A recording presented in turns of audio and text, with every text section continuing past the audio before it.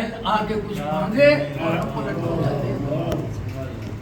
اب آپ اندازہ لگائیے کتنا نفس مطمئن ہے کہ میں نہتھا ہو جاؤں گا، اس کے ہاتھ میں تلوار آ جائے گی تو کیا ہوگا؟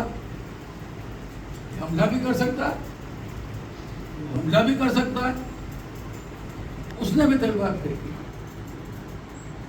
اور تلوار پھینکنے کے بعد اس نے کہا کہ بس اب آپ کلمہ پڑھوائیں گے، آپ ہمیں کلمہ پڑھوائیں گے، اس لیے کہ اب ہمیں اسلام سمجھ میں آ گیا. اب ہمیں اسلام سمجھ میں آ گیا. مولا کائنات جنگ کے میدان میں بھی اسلام سمجھاتے، قتل نہیں کرنا چاہتے تھے کہ مسلمان بن جائے، وہ زیادہ بہتر ہے. قتل کرنا نہیں چاہتے تھے کبھی بھی. اب بعد میں لوگوں نے پوچھا، رسول سے جا کے کہا کہ یا رسول اللہ اتنا بہترین موقع تھا اور علی نے اس کو تلوار دے دی، اگر وہ وار کر دیتا تو رسول اللہ نے حضرت علی سے کہا کہ لوگ یہ کہہ رہے ہیں کہ اگر وہ وار کر دیتا تو کیا ہوتا. اب آپ دیکھیے یہ ہے رسالت اور امامت کے بیچ کی گفتگو. رسول نے کہا یہ لوگ یہ کہہ رہے ہیں کہ اگر وہ وار کرتا تو کیا ہوتا. تو مولا کائنات نے کہا یا رسول اللہ وہ مجھ پر وار نہیں کر سکتا. کہا کیوں؟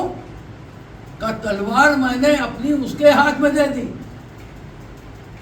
اور اس کا دل میں نے اپنے ہاتھ میں دے دیا. اس کا دل میں نے اپنے ہاتھ میں لے لیا تھا، وہ مجھ پر حملہ نہیں کر سکتا. یہ ہے نفس مطمئن.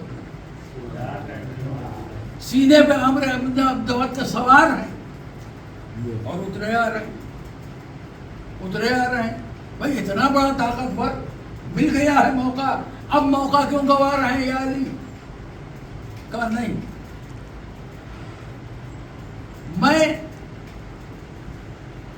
جہاد فی سبیل اللہ کر رہا ہوں، اللہ کی راہ میں جہاد کر رہا ہوں، اور مجھے اس وقت غصہ آیا، اس لیے بے ادبی کی، مجھے غصہ آ گیا. ایسے عالم میں اگر اسے قتل کیا تو پھر یہ عبادت خالص نہ رہ جائے، اس میں ملاوٹ پیدا ہو جائے، اس میں ملاوٹ پیدا ہو جائے. اندازہ لگائیے جب اتنا خالص نفس ہوتا ہے، جب اتنا پاک نفس ہوتا ہے، تب پروردگار عالم کہتا ہے کہ یہ نفس خریدے جانے کے قابل ہے. پھر اس نفس کا سودا ہوتا، پھر اس نفس کا سودا.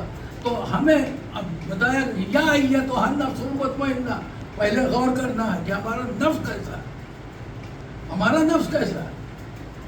ہم جو ہے وہ لوگوں کے حق میں کس طرح کے زندگی گزار رہے ہیں، اچھی زندگی گزار رہے ہیں یا نہیں گزار رہے ہیں.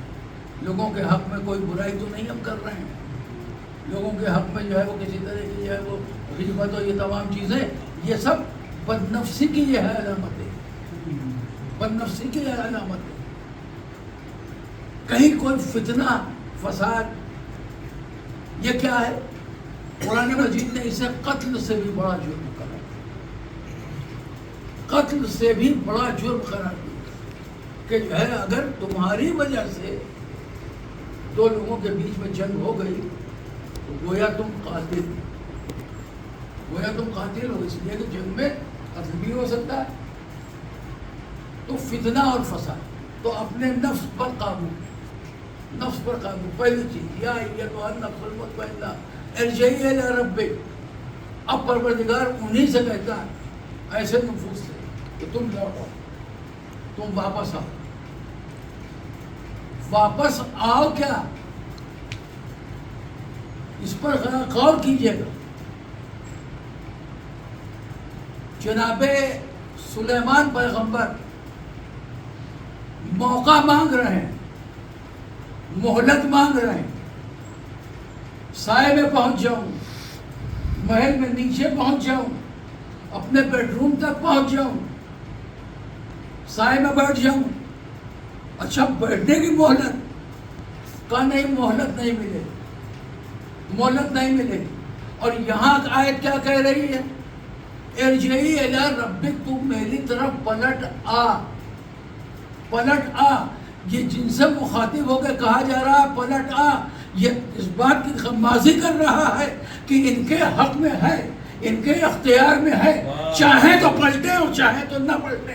اب کوئی اعتراض نہ کرے کہ موت ان کے اختیار میں نہیں تھی.